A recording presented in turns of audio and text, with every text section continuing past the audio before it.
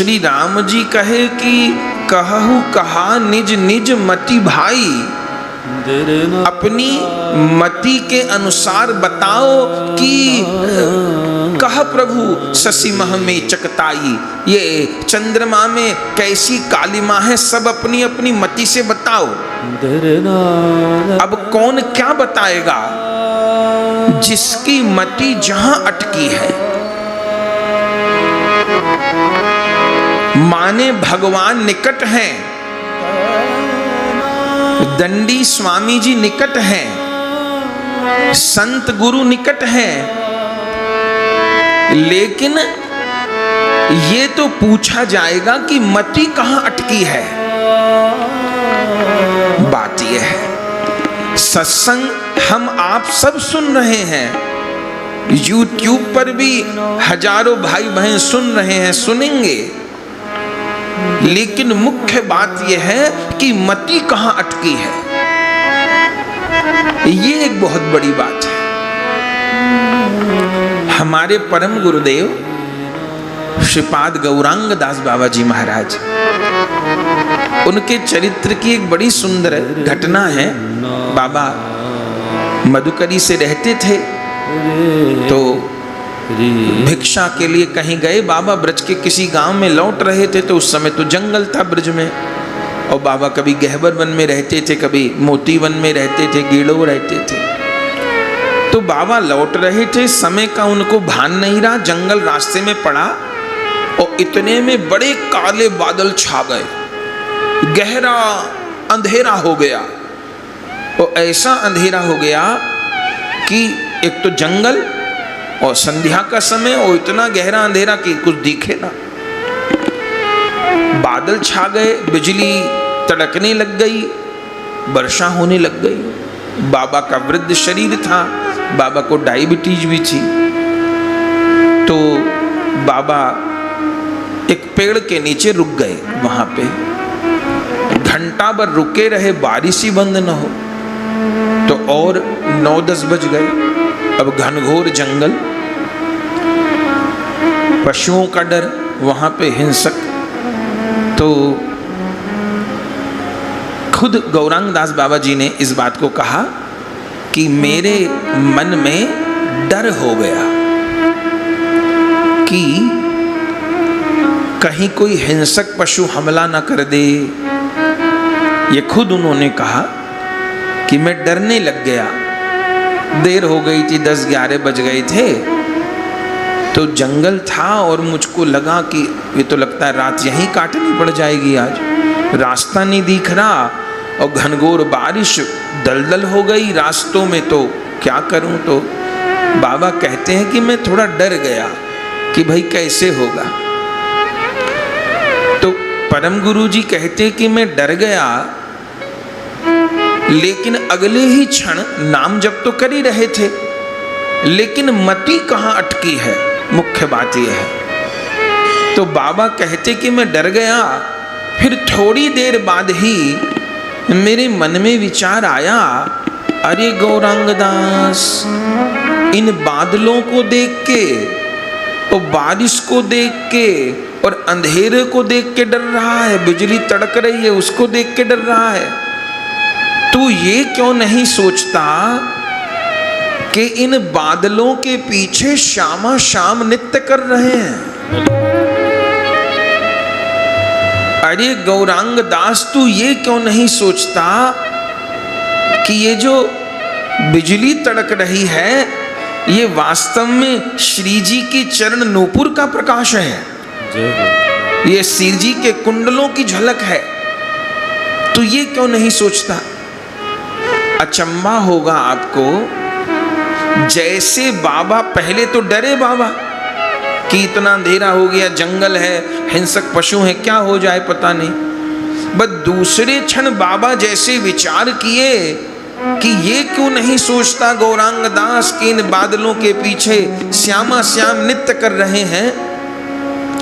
बोले जैसे मैंने ये सोचा उसी समय दृश्य पलट गया।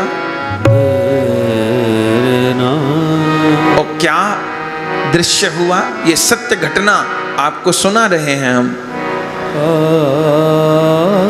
सामने वाले पेड़ से आवाज आई। बाबा पेड़ों से बात करते थे बंधुओं, सत्य बात। आज भी बाबा के आश्रम में वो पेड़ हैं जिन पेड़ों से बाबा बात करते थे, वृक्ष से बात करते थे। तो सामने वाले वृक्ष से आवाज आई, जिस पेड़ के नीचे बाबा खड़े थे, अरे वृक्षराज, तुम्हारी शरण में इतने बड़े रसिक आए हैं, इनको आश्रय दो। क्योंकि ठंड लग रही थी, बाबा ठिठुर रहे थे, लंगोटी पहनते थे बस। तो उसी समय क्या हुआ, सामने वाले पेड़ ने कहा कि गौरांग दास आए हैं शरण में, व्यवस्था करो। तो जिस पेड़ के नीचे बाबा खड़े थे, उस पेड़ ने सामने वाले वृक्ष को कहा, नीम के वृक्ष को, अजी कुछ आप ही व्यवस्था करो। इतनी देर में क्या हुआ कि सामने वाले पेड़ से 2 मोर उड़ के आए और बाबा के सामने ऐसे पंख खोल के बैठ गए कि बाबा के ऊपर जो तेज बारिश गिर रही थी, ओला गिर रहे थे, बाबा को एकदम ओट बन गई। और तब तो एक एक करके 10 मोर आ गए और बाबा को चारों ओर से ऐसे ढक दिया कि जैसे ओट मिल गई हो बाबा को बारिश में। बाबा कहते, मैं चकित, ये क्या हुआ? मोर चारों ओर घेर के खड़े हो गए। नहीं तो सांप का डर था, जहरीला सांप आ जाए, पर मोर होगा तो सांप भी नहीं आएगा। मोर लोग घेर के बैठ गए।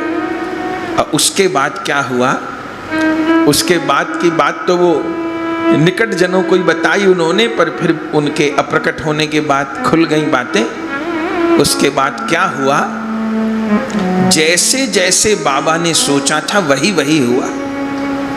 बादल छट गए और साक्षात श्यामा श्याम बाबा के आगे प्रकट हो। और प्रिया प्रियतम गरबैया देके खड़े हो गए। और बाबा क्या देख रहे हैं कि सखियां प्रिया प्रियतम को घेर करके नृत्य कर रही हैं, फूल बरसा रही हैं। और पूरी रात बाबा की कम्मे को बीत गई, खबर नहीं। सवेरे जो सेवक लोग थे, बाबा कहाँ चले गए कहाँ चले गए ढूंढते हुए आए, तो बाबा वहीं सवेरे जब दिन निकल आया तो वहीं पर मूर्छित पड़े हुए थे बाबा। तब उनको संभाल के लाए। सबको तो नहीं पता था कि ऐसा हो गया, फिर सबने पूछा तो किसी किसी कृपा पात्र को उन्होंने ये बात बताई। तो ये है, कह प्रभु शशि महु मेचक ताई, कहु कहा निज निज मति भाई। और ये प्रश्न वास्तव में श्री राम हम सब से कर रहे हैं। कहु कहा निज निज मति भाई। ये जो चंद्रमा में कालिमा है, ये क्या है बताओ, अपनी अपनी मति के अनुसार। तो जिसकी मति जहां अटकी होगी वो वैसी बात कहेगा।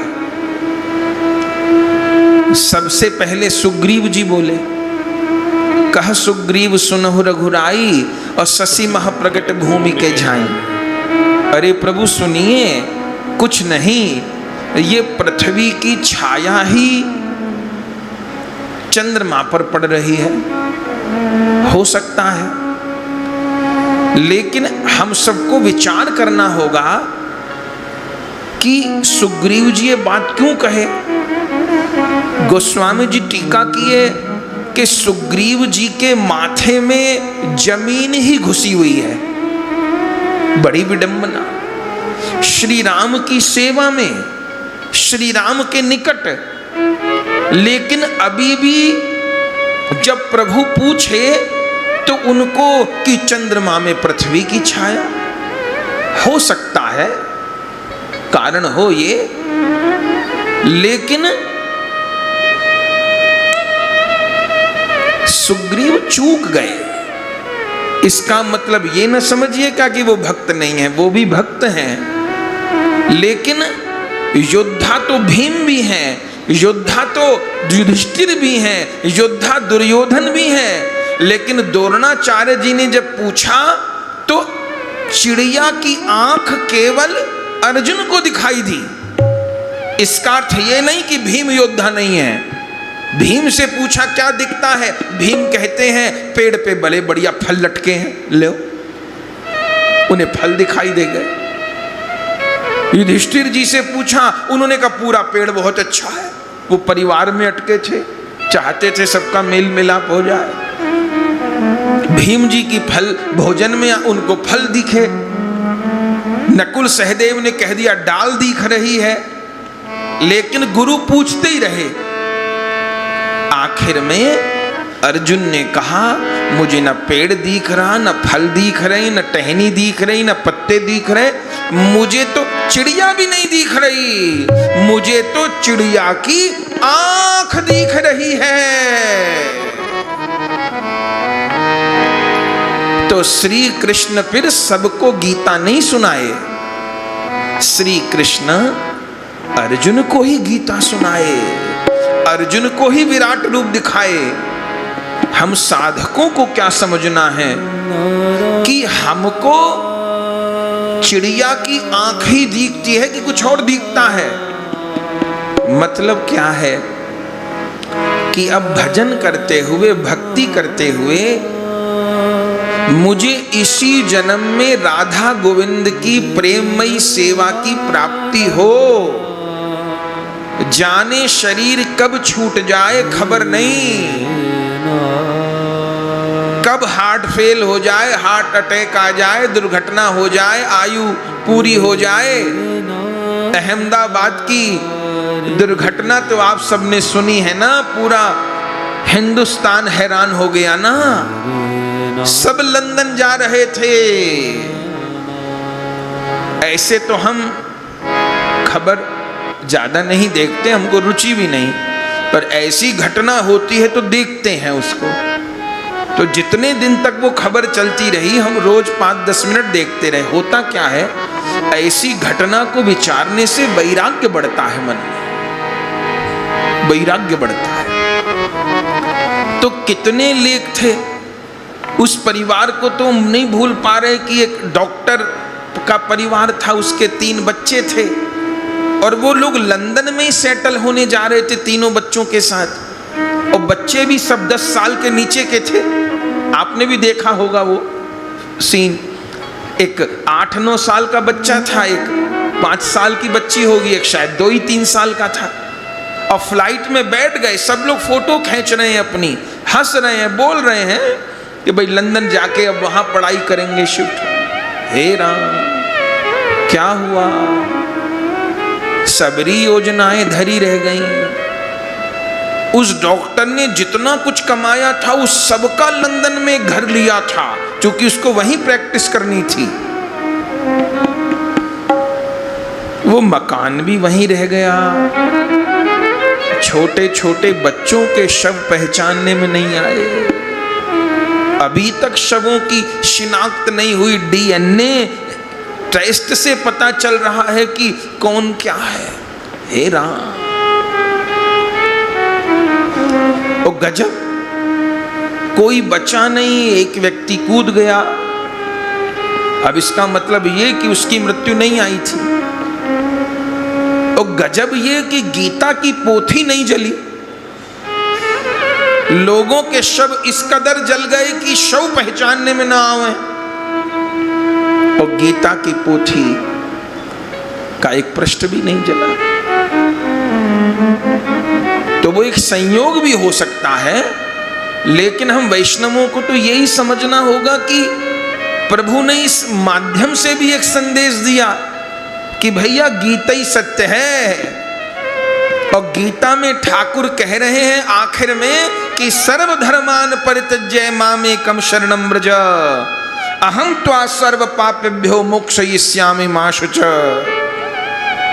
सब कुछ छोड़ के एकमात्र मेरी ही शरण में आ जा, मैं तुझको सब पापों से, भय से, चिंता से मुक्त कर दूंगा। तो कितना आकस्मिक जीवन है। तो प्रभु पूछते हैं और लंका में पूछते हैं ये गोस्वामी जी ये जो प्रसंग कहे हैं ये सामान्य प्रसंग नहीं है, ये भूमिका है। क्योंकि इसके बाद तो अब अंगद जी जाएंगे, हम लोग सुनेंगे, अंगद जी समझाएंगे, वो समझेगा नहीं और युद्ध शुरू। इसके बाद तो युद्ध तैयार खड़ा है। एक बार भगवान अंगद जी को भेजेंगे और समझाने के लिए, नहीं समझेगा मार धाड़ शुरू। ये बिल्कुल युद्ध से पहले की बात है। तो ये तो हम नहीं कह सकते कि श्री राम जी को कोई हंसी सूझ रही है, क्योंकि सामान्य तो है नहीं। रावण के गढ़ में बैठे हैं और रावण कोई छोटा मोटा इंसान नहीं है, वो कब हमला कर दे। उसी के गढ़ में सारे दिव्यास्त्र उसके पास, अभी तो सारी सेना सलामत है उसकी, वो खुद सलामत है और उसी के घर के दरवाजे पर बैठे हैं भगवान, कब हमला कर दे। तो श्री राम को हंसी सूझ रही है ऐसा भी नहीं मान सकते। लेकिन प्रभु पूछ रहे हैं सबसे कि ये चंद्रमा में काली मां क्या है। पर बात यही है कि चिड़िया की आंख किसको दिख रही है। हम आप साधन में लगे ही हैं, कोई थोड़ा कर रहा है, कोई ज्यादा कर रहा है, हम सब सत्संगी हैं, हम सब साधक हैं। लेकिन कहू कहा निज निज मति भाई, ये तो आपको भी अपने मति से पूछना होगा, हमको भी अपनी मति से पूछना होगा कि ये मति कहां अटकी है। इसलिए आप देखेंगे कि रावण के संहार के बाद हम लोग उत्तरकांड में सुनेंगे श्री राम जी सबको लौटा देंगे, सुग्रीव को भी लौटा देंगे, अंगद जी को भी लौटा देंगे, विभीषण जी को भी लौटा देंगे, जामवंत जी को भी लौटा देंगे, सबको लौटा देंगे। रखेंगे किसको अपने पास? हनुमान जी को।